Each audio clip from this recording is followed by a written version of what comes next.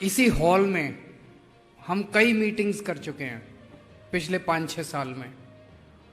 चुनाव के पहले आया करते थे और यहाँ इतना दुख और इतना लोग इतने दुखी होते थे, अपनी समस्याएं बताते थे, हम गारंटी देते थे और कोई अंत नहीं था समस्याओं का और कोई दुखी होने का। उसके बाद हमारी सरकार बनी, धीरे धीरे धीरे धीरे जब हमारी सरकार बनी इतनी सारी समस्याएं थी 75 साल की। 75 साल में इन्होंने पंजाब का बेड़ा गर्क करने में कोई कसर नहीं छोड़ी थी। और पंजाब के लोग एक तरह से चक्की होती है, चक्की के दो पार्टों के बीच में पिस रहे थे, एक कैप्टन और एक बादल, इन दोनों के बीच में पिस रहे थे। पर विकल्प नहीं था, कोई ऑल्टरनेट नहीं था। किसके पास जाते? एक बार बादल, एक बार कैप्टन, एक बार इससे नाराज, एक बार इससे नाराज। फिर ऊपर वाले ने कुछ कृपा की और इस देश के अंदर एक नई पार्टी बनी, आम आदमी पार्टी। पहले दिल्ली के अंदर सत्ता आई, उसके बाद पंजाब के अंदर दिल्ली की महक आई कि दिल्ली में बड़े अच्छे काम हो रहे हैं और पंजाब में आप लोगों ने जिम्मेदारी दी। सरकार बनने के बाद भी इसी हॉल में कई मीटिंग्स हो चुकी हैं। जब आते थे तो शुरू शुरू में उम्मीदें इतनी ज्यादा थी, लोगों को लग रहा था बस सरकार बन गई, अब 24 घंटे में सब ठीक हो जाएगा। हम लोगों को समझाते थे थोड़ा सा टाइम दो, थोड़ा सा टाइम दो। करते करते करते करते आज लोगों के अंदर खुशी का माहौल दिखाई दे रहा है। लोग खुश नजर आ रहे हैं, उद्योगपति खुश नजर आ रहे हैं, व्यापारी खुश नजर आ रहे हैं। कई सारी, मैं ये नहीं कह रहा समस्याएं सारी दूर होगा, अभी बहुत समस्याएं हैं, बहुत सारी समस्याएं दूर करनी है, लेकिन आज लोगों के चेहरे पे खुशी है। वो कह रहे हैं सर ये भी हो गया, ये भी हो गया, ये भी हो गया, अभी ये बाकी है। और जिस तरह से समीर जैन साहब भावुक हुए, उनको देख के मैं भी भावुक हो गया। मुझे भी लगा वो उनकी फीलिंग्स थी, वो उन्होंने कोई एक्टिंग नहीं की। जिस तरह से और सभी दुग्गल साहब, शर्मा जी, मैं देख रहा था, नोट कर रहा था मैं कई सारे, जिस तरह से लोगों ने अपनी अपनी बातें रखी, सबने कोई बनावटी नहीं कर रहा था, सब अपने अपनी फीलिंग्स का इजहार कर रहे थे। ये बात बिल्कुल सही है कि आज जिस तरह से हम दो मुख्यमंत्री आपके सामने बैठ के आपकी समस्याओं को सुन रहे हैं, यही अपने आप में बहुत बड़ी बात है। समाधान भी होगा, मैं ये नहीं कह रहा केवल सुन के चले जाएंगे। जितनी बार आए हैं आपकी समस्याएं, 100 समस्याएं देते हैं, हम कोशिश करते हैं सारा समाधान करने की, कुछ रह भी जाती हैं उनका भी समाधान होगा। आज भी आपने जितनी समस्याएं दी हैं उनका भी समाधान होगा। लेकिन क्या 75 साल में कभी किसी सरकार ने इस तरह से बैठ के आपके साथ बातचीत की? नहीं की। उन्होंने कभी आपको अपने बराबर समझा ही नहीं। पहली बार एक सरकार आई है जो इस तरह से आमने सामने बैठ के बात कर रही है आपकी समस्या। हम आपकी इज्जत करते हैं। पुरानी सरकारें आपको चोर समझती थी, पुरानी सरकारें समझती थी व्यापारियों से जितना चूस सकते हो चूस लो। आपकी याद कब आती थी? उनको चुनाव में याद आती थी। किस लिए याद आती थी? डोनेशन के लिए याद आती थी। अपने लोगों को भेजती थी, ये पार्टी भी भेजती थी, वो पार्टी भी भेजती थी, इस मार्केट से इकट्ठा करके ले आओ, उस मार्केट से इकट्ठा करके ले आओ, इस एसोसिएशन से इकट्ठा। हमने कभी नहीं भेजा आपसे पैसे इकट्ठे। कोई आया तो नहीं पैसे लेने आम आदमी पार्टी वाला? हमने कभी नहीं भेजा। हमें आपके पैसे नहीं चाहिए, हमें आपका प्यार चाहिए, आपका आशीर्वाद चाहिए, जो आज तक हमें मिलता रहा है।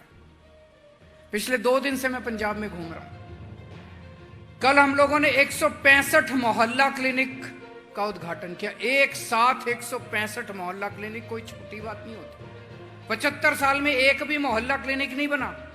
मोहल्ला क्लिनिक क्या होता है? एक सरकारी डिस्पेंसरी, सरकारी प्राइमरी हेल्थ सेंटर। पंजाब के पहले प्राइमरी हेल्थ सेंटर्स का क्या हाल होता था। मैं और भगवंत मान जब घूमा करते थे चुनाव के दौरान, एक दिन एक गांव में गए, प्राइमरी हेल्थ सेंटर के बाहर हमने गाड़ी रोकी, सारे कमरे लॉक पड़े हुए थे और कुत्ते घूम रहे थे वहां कॉरिडोर में। ये था हाल प्राइमरी हेल्थ सेंटर। अब मोहल्ला क्लिनिक जाके देखो, अभी दुग्गल साहब ने बताया वो गए थे मोहल्ला क्लिनिक। आप में से कितने लोगों ने देखा है मोहल्ला क्लिनिक? कितने लोग गए? अच्छा था कि नहीं था? अच्छा है कि नहीं है? किसी को लगा कि गड़बड़ है? शानदार मोहल्ला क्लिनिक, एयर कंडीशन, अंदर मॉड्यूलर फर्नीचर, टैब लेके बैठी हैं वहां पे हमारी बहनें और वो उसमें रजिस्ट्रेशन करती हैं। फिर आप डॉक्टर के पास जाते हो, फिर आप दवाई लेने जाते हो, सारी दवाइयां फ्री और इतना बढ़िया अंदर वातावरण। लगता नहीं है कि सरकारी महकमा है, लगता है कि फोर्टिस या मैक्स या अपोलो अस्पताल के अंदर आ गए। इतना शानदार। 829 मोहल्ला क्लिनिक केवल 2 साल के अंदर बन के तैयार हो गए। पूरे पंजाब के कोने कोने के अंदर लेके जाएंगे। अगर आप लोग मोहल्ला क्लिनिक में जा रहे हो, इस कमरे में जितने लोग बैठे हैं सारे अमीर लोग हैं, भगवान ने काफी कुछ दिया आप लोगों को। अगर आप लोग भी अपना इलाज मोहल्ला क्लिनिक में करा रहे हो, ये सबसे बड़ा सर्टिफिकेट है हमारा कि शानदार है मोहल्ला क्लिनिक। अब सारे अस्पतालों को ठीक कर रहे हैं। आज हमने 13 नए स्कूलों का उद्घाटन किया, स्कूल ऑफ एमिनेंस। आज लुधियाने के अंदर कौन सी जगह थी वो? इंदिरापुरी के अंदर हमने लुधियाने में एक नए ऐसा शानदार स्कूल। उस स्कूल में मैं चैलेंज करता हूं, अगर उस स्कूल में जितनी फैसिलिटीज है, अगर कोई प्राइवेट सेक्टर वाला वैसा स्कूल बनाएगा, कम से कम 10 से 15 हजार रुपए महीने की फीस रखेगा। हर क्लासरूम के अंदर शानदार मॉड्यूलर फर्नीचर है, बच्चों के डेस्क हैं, उसमें प्रोजेक्टर लगा हुआ है। हर क्लासरूम में प्रोजेक्टर लगा हुआ है। क्लास बोर्ड स्मार्ट बोर्ड है। वहां पे एक बास्केटबॉल कोर्ट है, एक लॉन टेनिस है, स्विमिंग पूल है। सरकारी स्कूल के अंदर स्विमिंग पूल है। कभी देखा था सरकारी स्कूल में? पूरे पंजाब में एक भी प्राइवेट स्कूल बता दो जिसमें सरकारी स्विमिंग पूल हो। मैं आज चैलेंज करता हूं, हम वहां पे बच्चों से मिले, वहां पे कई बच्चे प्राइवेट स्कूल से नाम कटा कटा के आए हुए थे। पेरेंट्स से मिले, कई पेरेंट्स ने बताया कि उन्होंने अपने बच्चा का नाम सरकारी स्कूल प्राइवेट से कटा के सरकारी स्कूल में। यहां पे अमृतसर के अंदर 4 स्कूल ऑफ एमिनेंस खुल चुके हैं। अगर आप में से किसी ने नहीं देखा, एक बार जरूर देख के आना। नहीं, अब तो 4 खुल गए हैं। पहला जो बना था अमृतसर में बना था, और उसके बाद अब 3 और आज उद्घाटन हो गया। 4 अमृतसर के अंदर स्कूल ऑफ एमिनेंस सरकारी स्कूल। मैं आपको चैलेंज करता हूं, एक बार मेरे कहने से, केजरीवाल रिक्वेस्ट कर रहा है, एक बार मेरे कहने से अगले हफ्ते के अंदर आप अलग अलग स्कूल ऑफ एमिनेंस देख के आना। जहां आज आपके बच्चे प्राइवेट स्कूल में पढ़ रहे हैं, आपका मन करेगा आप अपने बच्चे को प्राइवेट से नाम कटा के सरकारी स्कूल के अंदर भर्ती करा दें।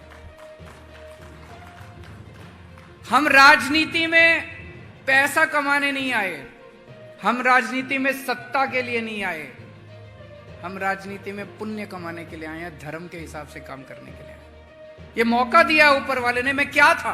मैं कुछ भी नहीं था, एक मामूली सा अफसर था। उसके बाद मैं दिल्ली की झुग्गी झोपड़ियों के अंदर काम किया करता था, नौकरी छोड़ दी थी मैंने बहुत पहले। भगवंत मान क्या था? एक कलाकार था।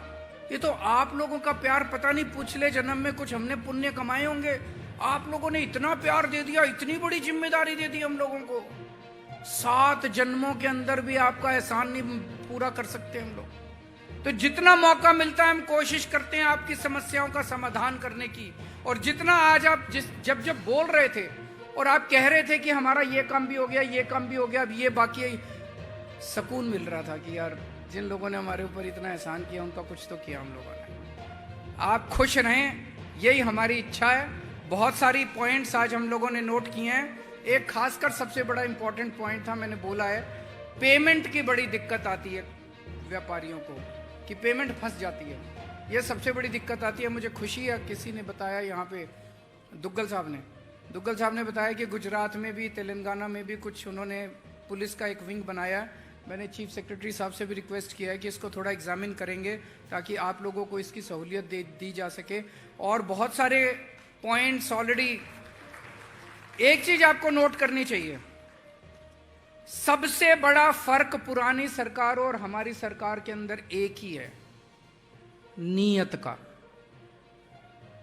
हमारी नीयत साफ है। अगर हमें पैसे कमाने होते, भाई साहब आज हम इस हॉल के अंदर नहीं बैठे होते। जब मेरे पास मुख्यमंत्री के तौर पे फाइल आती है, उस फाइल पे मैं देखता हूं, अगर मेरे मन की नीयत खराब है, मैं ये देखता हूं इसको कैसे मैं कितने पैसे कमाऊं। जैसे अभी सवेरे लुधियाना में थे, वो प्लास्टिक वाला मुद्दा वहां पे आया कि जी वो जो इसके 120 माइक्रोन तक का प्लास्टिक का वो है, वो दिल्ली में उसको एग्जेम्प्ट कर दिया गया और यहाँ पे पंजाब में क्यों नहीं कर रहे। अगर हमारी नीयत खराब होती, यहाँ पे हम बिल्कुल अनाउंस नहीं करते। उसके बाद हम किसी को भेजते प्लास्टिक यूनियन वालों के पास, वो यूनियन वालों के पास जाता, कहता पैसे इकट्ठे करके लाओ। सारे यूनियन से पैसे इकट्ठे होते हैं, एसोसिएशन से पैसे इकट्ठे होते हैं, उसके बाद 120 माइक्रोन को करने का हम पैसा लेते हैं। हमारी नीयत साफ है। 2 मिनट लगे, 2 मिनट, वहीं लुधियाने के अंदर अनाउंस कर दिया, हाँ जी हो गया, कल से हो जाएगा। तो हमारी नीयत साफ है। एक एक पैसा आज पंजाब के खजाने का, एक एक पैसा आप लोगों के भले के ऊपर खर्च हो रहा है, आप लोगों के ऊपर खर्च हो रहा है। इसीलिए इतने मोहल्ला क्लिनिक, इतनी सड़कें, इतना सब कुछ बन रहा है। अब आपसे एक रिक्वेस्ट है, आप लोगों ने खूब प्यार देके 117 में से 92 सीट दी थी हम लोगों को। आज इसी वजह से हमारी सरकार बनी हुई है।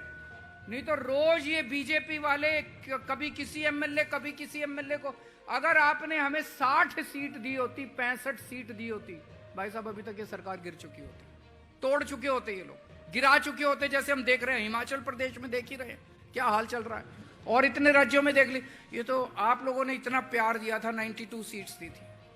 अब ये आने वाले चुनाव के अंदर एक 13 की 13 सीट दे दीजिए। इसलिए नहीं कि 13 सीट मुझे इसलिए नहीं चाहिए, इसलिए नहीं चाहिए कि मुझे अपने बच्चे कहीं सेट करने हैं या भगवंत मान को अपना परिवार सेट करना, हम ठीक ठाक हैं।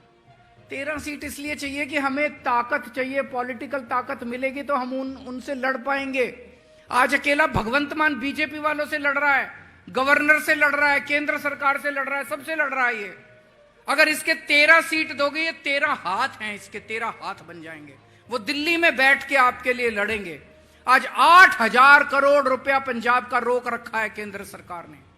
8000 करोड़ रुपया आ जाए, आप सोचो कितने और काम हो सकते हैं। अगर ये 13, इसके पास अकेले के पास कितना टाइम है? ये चंडीगढ़ में भी बैठता है, पंजाब में भी घूमता है, दिल्ली भी जाएगा, कितना टाइम है? अगर आप 13 सीट दे दोगे, वो 13 के 13 दिल्ली बैठे रहेंगे, उनकी नाक में दम कर देंगे, छाती पे बैठ के सारा पैसा लेके आएंगे आप। तो जैसे आपने पहले आशीर्वाद दिया था, वैसे अब आपका आशीर्वाद चाहिए। 13 की 13 सीट आप दे दीजिए, ताकि पंजाब की जो गति चल रही है विकास की, ये और बहुत तेजी से चल सके। आप लोगों का बहुत प्यार मिला है, बहुत आशीर्वाद मिला है, आप लोगों का तहे दिल से बहुत बहुत शुक्रिया। Thank you.